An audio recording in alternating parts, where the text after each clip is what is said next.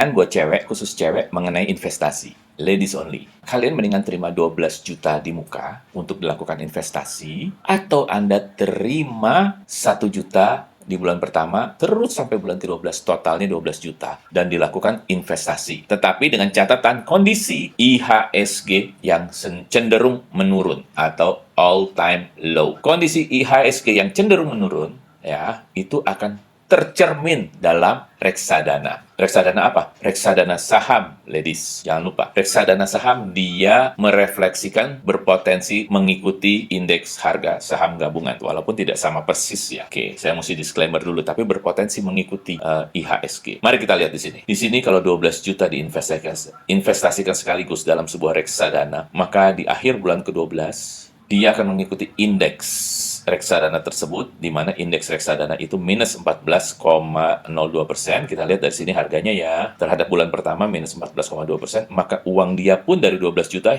akan minus 14,02%. Iya. Akhirnya tinggal 10.317.649.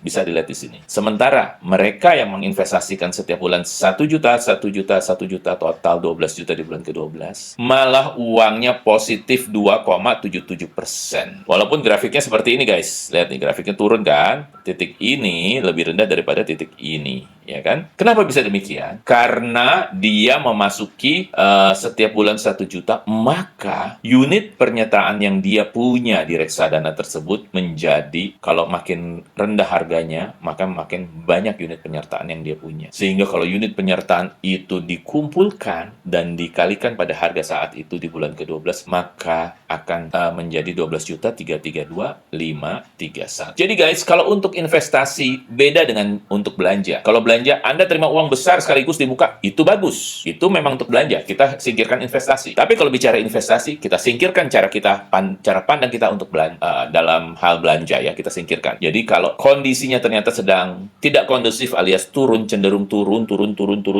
all time low, maka masuklah secara berkala dalam jumlah yang sama, misalnya 1 juta, 1 juta, 1 juta, terus sampai bulan ke-12. Tergantung turunnya sampai berapa lama. Begitu guys ya. Sehingga itulah yang disebut dengan nama investasi rupiah cost averaging. Kalau bule nyebutnya dollar cost averaging. Jadi bedakan antara investasi dan belanja. Investasi pakai strategi melihat kondisi bursa saham pada saat itu. Kalau masuknya di saham ya, di reksadana saham dalam hal ini. Akan sangat berbeda. Para ladies mulai memahami literasi ini guys. Kalian jago memang kalau belanja, tapi dalam investasi silahkan Anda simak penjelasan yang tadi sudah kita sampaikan. Semoga literasi ini bisa bermanfaat buat kalian semua para ladies. Salam investasi. Sukses buat kalian.